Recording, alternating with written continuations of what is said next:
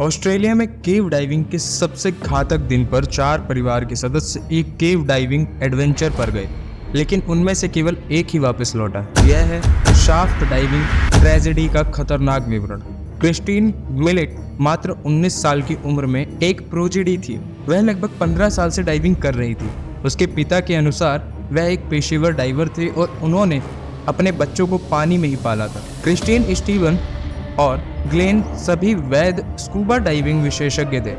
1973 फरवरी में उन्होंने स्कूबा में उपलब्ध सबसे उच्चतम योग्यता प्राप्त कर ली थी और क्रिस्टीन वर्तमान न्यू साउथ वेल्स स्कूबा खिताब धारक थी।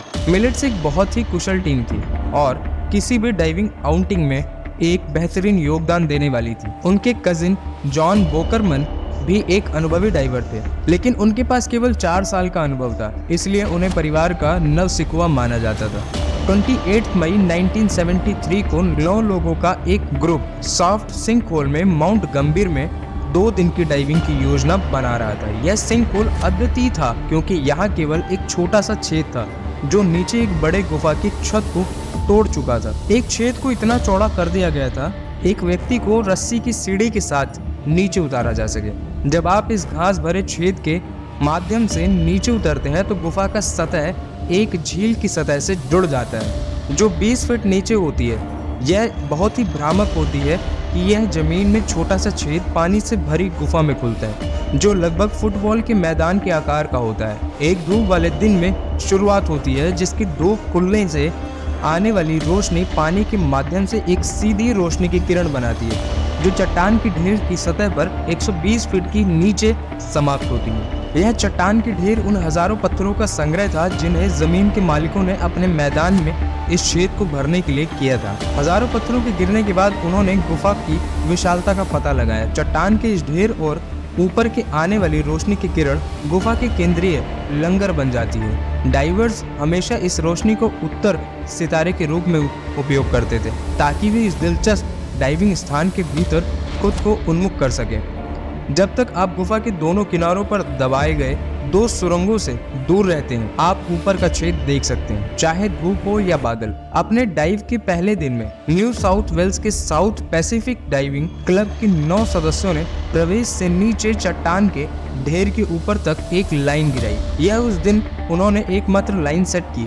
8 डाइवर्स मुख्य गुफा के आसपास का पता लगाने के लिए निकले और कमरे के चारों ओर लगभग आधा चक्कर लगाया। फिर उन्होंने उस दिन के लिए समाप्त कर दिया। 9वां डाइवर सतह पर सप्लाई और सुरक्षा का प्रबंध करने के लिए रहा। रॉबर्ट स्मिथ डाइविंग क्लब के अध्यक्ष थे और उन्होंने शाफ्ट में 20 से अधिक बार डाइविंग की थी। उन्हें उस चैम्बर में सहजता महसूस हुई जिसे वे खोज रहे थे, लेकिन रॉबर्ट नहीं जानते थे कि क्रिस्टीन के दूसरे दिन के लिए क्या योजना थी। उन्होंने यह माना कि सभी 200 फीट की अधिकतम गहराई सीमा में रहेंगे। यह सभी को मुख्य चैम्बर के भीतर रखेगा और ऊपर का छेद एक गाइड के रूप में दिखाई देगा। उन्होंने कोई अन्य गाइडलाइंस नहीं बनाई थी और ना ही उन्होंने एक आधिकारिक समूह डाइव योजना बनाई थी। बिना किसी स्थापित नेता के कोई योजना समन्वय नहीं थी और ना ही एक निर्दिष्ट साथी प्रणाली था। दूसरे दिन क्रिस्टीन, स्टीव, जॉन और चौथे डाइवर गार्डन रॉबर्ट्स ने एक गुफा के पश्चिम किनारे पर सुरंग अनुभव में प्रवेश करने की योजना बनाई और 250 फीट की गहराई तक पहुंचने की योजना बनाई। वे जल्द ही नीचे की ओर से पीछे जाकर समय बर्बाद किए बिना एक नया रिकॉर्ड बनाना चाहते थे। यह 1973 था और स्कूबा डाइवर्स अभी भी नियमित हवा सिलेंडरों पर गहराई में डाइविंग कर रहे थे। मिश्रित गैसें अभी तक मनोरंजक डाइविंग के लिए पेश नहीं की गई थी और तकनीकी डाइविंग विज्ञान की स्थापना नहीं हुई थी। स्कूबा डाइवर्स को नाइट्रोजन नार्कोसिस के कारण प्राप्त की जा सकने वाली गहराई तक सीमित कर दिया गया था। वे निश्चित रूप से संभव था कि इसकी सीमाओं का परीक्षण कर रहे थे और अपने व्यक्तिगत सीमाओं का भी परीक्षण कर रहे थे। दुर्भाग्य से केव डाइविंग की गतिशीलता ओपन वाटर स्कूबा में इतनी अलग थी कि क्रिस्टीन, जॉन, स्टीवन और गार्डन सभी इन सीमाओं का सामना करने वाले थे। अन्य 4 डाइवर्स ग्लेन, रॉबर्ट और लैरी और पीटर ने उस दिन की घटना के बारे में जो कुछ देखा और समझा उसकी गवाही दी। यह प्रतीत होता है कि यह सब सामान्य रूप से शुरू हुआ। ग्रुप ने पानी में प्रवेश किया और चट्टान के ढेर के पास कमरे के फर्श तक जल्दी से डाइव किया। रॉबर्ट को नाइट्रोजन नार्कोसिस के कारण हल्का महसूस होना शुरू हो गया था। एक अनुभवी डाइवर होने के नाते उन्होंने तुरंत लक्षणों को पहचान लिया और एक सुरक्षित गहराई पर वापस चले गए। गहराई में बढ़ते दबाव के साथ हवा में नाइट्रोजन को रक्त प्रवाह में धकेल दिया जाता है। इसका एक नशीला प्रभाव होता है जो शराब के नशे के समान होता है। यह बहुत खतरनाक हो सकता है जब आप पानी के नीचे 200 फीट की गहराई पर सुरंग में डाइव कर रहे होते हैं। जब उन्होंने आधार के आसपास घूमना शुरू किया, ग्लेन ने देखा कि उनका समय लगभग समाप्त हो गया था। वह अपनी बहन और अन्य लोगों के ठीक पीछे था। उन्होंने उसका कंधा थपथपाने के लिए अपना हाथ बढ़ाया, यह बताने के लिए कि समय लगभग समाप्त हो गया है। लेकिन उससे पहले कि वह उसके पीछे संपर्क कर पाते, वह और अन्य कमरे में किनारे की चट्टान से नीचे कूद गए। यह चट्टान सुरंग मार्ग में उतरती है, लेकिन ग्लेन को ज्यादा चिंता नहीं थी। उन्हें लगा कि वे जल्दी से देख रहे हैं और फिर ऊपर की ओर बढ़ेंगे। जैसे ही व्यक्तिगत डाइवर्स ने अपनी योजनाओं का पालन किया, कुछ सतह की ओर बढ़ने लगे, कुछ ने सतह की ओर जाने से पहले रास्ते में डिकम्प्रेशन स्टॉप किया। एक के बाद एक वे सतह पर उभरने लगे, लेकिन उनमें से केवल 4 ही थे। कुछ सेकंड्स के अंदर ही यह घटना अत्यंत चिंताजनक हो गई। सभी ने समान मात्रा में हवा के साथ शुरुआत की थी और समय समाप्त हो गया था। कुछ डाइवर्स ने नीचे जाकर यह पता लगाने की कोशिश की क्या वे दूसरों को ढूंढ सकते हैं। यहाँ तक कि उन्होंने चट्टान के ऊपर की सुरंग के पास तक जाने का साहस किया, लेकिन उन्हें केवल स्टीवन का कैमरा और टॉर्च ही मिली। यह एक अविश्वसनीय स्थिति थी जो सच नहीं हो सकती थी। उन्होंने उम्मीद की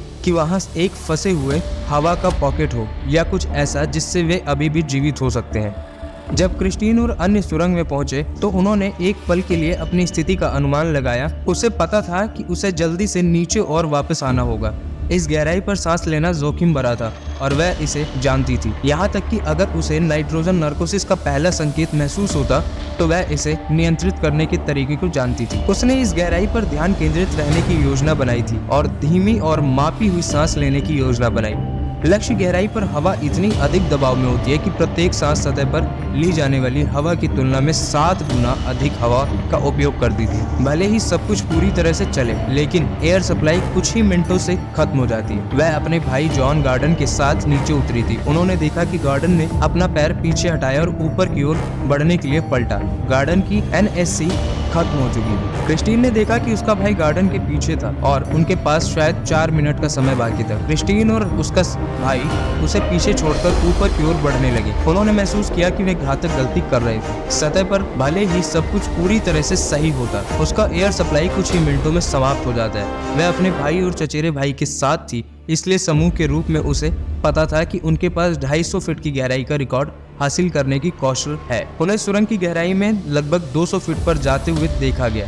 250 फीट की गहराई तक पहुंचने के लिए उन्हें 300 से अधिक रैकी फीट की दूरी तय करनी होती है, जबकि टनल नैरो होती जा रही थी। जैसे जैसे वे आगे बढ़ते गए, प्रत्येक व्यक्ति एक अलग स्तर के डर का अनुभव कर रहा था। उनकी हवा खतरनाक रूप से कम हो रही थी और नार्कोसिस की संभावना थी, लेकिन ये समस्याएं असली सीमित कारक नहीं थी। यह सिल्ट था। यह कुछ ऐसा था जिसका उनके पास अनुभव नहीं था। इतनी छोटी जगह में 4 डाइविंग से बालू को एक ऐसे उन्माद में डाल दिया जो घंटों तक, यहाँ तक कि दिनों तक शांत नहीं होता। सिल्टिंग ने दृश्यता को एक साथ 1 हाथ की लंबाई से भी कम कर दिया। यह घातक क्रक्स था। बिना गाइडलाइन सेट किए आप कैसे जान सकते हैं कि बाहर कैसे निकलना है? क्रिस्टीन ने अपने हवा की जांच की और महसूस किया कि वह 250 फीट तक नहीं पहुंच पाएगी। वापस मुड़ना उतना आसान नहीं था जितना सुनने में लगता है। सिल्ट के वादन के माध्यम से वापस तैरने के बाद यह पता लगाने का कोई तरीका नहीं था कि कौन सी दिशा में उसे वापस चट्टान के ढेर और उस कमरे की छत में बने छेद की रोशनी की ओर ले जाएगी। एक धुंधले दिन के सुरंग से मुख्य प्रवेश छेद का कोई दृश्य नहीं होता। उसने अपने सामने हाथ बढ़ाया, लेकिन चट्टानों से टकरा गई, जो या तो सुरंग की दीवार हो सकती थी या बस फर्श पर पड़ा पत्थर हो सकती थी। सिल्टिंग ने पूरी सुरंग को भर दिया था। अब वह खुद को किसी भी तरह से दिशा नहीं दे सकती थी। उसकी ऑक्सीजन खतरनाक रूप से कम हो रही थी और उसे पता था कि अगर वह तुरंत बाहर का रास्ता ढूंढ लेती है तो वह सतह तक पहुंच सकती है। सुरंग की दिशा खोजने के लिए एक हताश प्रयास में उसने सिल्टेड तल को साफ करने के लिए छत की ओर गोली चलाई। गार्डन भी ठीक यही कर रहा था और उसे सुरंग में छत की ओर तैरते हुए देखा गया। उनकी टॉर्च ऊपर नीचे फिर आगे पीछे तेजी से चमक रही थी। सही दिशा में जाने के लिए किसी भी संकेत की तलाश में ऊपरी सीमा से बाहर निकलती हुई अनियमित चट्टान थी, इसलिए सुरंग की ऊपरी भाग की ओर सरकने के लिए कोई सरल चिकनी चट्टान नहीं थी। क्रिस्टीन और गार्डन को नहीं पता था कि वे इस सुरंग के हिस्से रास्ते में एक झूठे गुंबद में फंस गए थे।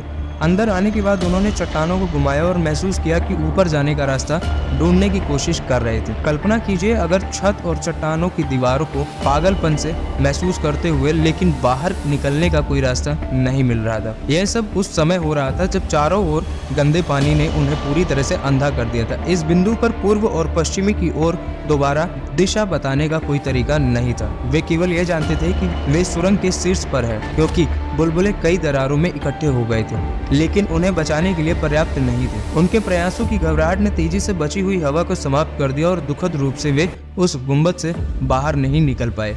वे हवा से बाहर हो गए, हाइपोक्सिक हो गए और अंततः सुरंग की फर्श पर गिर गए। इस दौरान जॉन को सुरंग के भीतर गलत दिशा में तेजी से तैरते हुए देखा गया। संभावना है कि वह नाइट्रोजन नार्कोसिस से पीड़ित हो रहा था, क्योंकि वह गहराई में चला गया था। स्टीवन ने भी मुड़ने का प्रयास किया, लेकिन वह क्रिस्टीन और गार्डन से आगे था। उसकी भी हवा खत्म हो रही थी और वह खुद को दिशा देने के लिए संघर्ष कर रहा था, बिना किसी रस्से के जो उसे गंदे पानी में मार्गदर्शन कर सके। उसे बाद में उसके उछाल वेस्ट के साथ पाया गया। यह एक अंतिम आपातकालीन प्रयास हो सकता था जिससे वह खुद को सतह तक पहुंचा सकते थे। जब उसकी हवा खत्म हो गई, दुर्भाग्यवश वह एक चट्टान के उभार में फंस गया और कभी सतह तक नहीं पहुंच सका। बचे हुए गोताखोरों और पुलिस द्वारा एक व्यापक खोज के बावजूद 4 खोए हुए गोताखोरों को ढूंढने और उन्हें बाहर निकालने में 11 महीने से अधिक समय लगा। यह समझना वास्तव में कठिन था कि कुछ बेहतरीन प्रशिक्षण स्कूबा गोताखोर एक सिंक होल में अपनी जान गंवा सकते हैं। इससे पहले कि वे सभी गुफा में प्रवेश करें, वर्तमान मानकों और सर्वोत्तम प्रथाओं के अनुसार सभी सदस्यों के लिए गुफा प्रमाणन की आवश्यकता होगी। एक नेता को गोताखोरी की योजना बनानी होगी। गोताखोरों को एक साथी के साथ जोड़ना होगा। सुरक्षा गोताखोरों की गहराई के अंतराल पर तैनात करना होगा। योजना के अनुसार गोताखोरी के लिए अतिरिक्त टैंकों का उपयोग करना होगा। नाइट्रोजन नार्कोसिस को कम करने के लिए मिश्रित गैस का उपयोग करना होगा और नई खोज का रिकॉर्ड प्रयासों से पहले दिशा निर्देश निर्धारित करने होंगे। इनमें से अधिकांश को उनकी दुखद हानि के बाद और आंशिक रूप से उनके कारण स्थापित किया गया था। गुफा गोताखोरी के जोखिम भरे शौक ने एक अप्रत्याशित ट्रेजेडी के क्षण फिर से कई जीवन की दाव किया। धन्यवाद दोस्तों, ये थी हमारी एक घटना। मिलते हैं आपसे अगली किसी घटना के साथ। चलिए तब तक के लिए बाय बाय।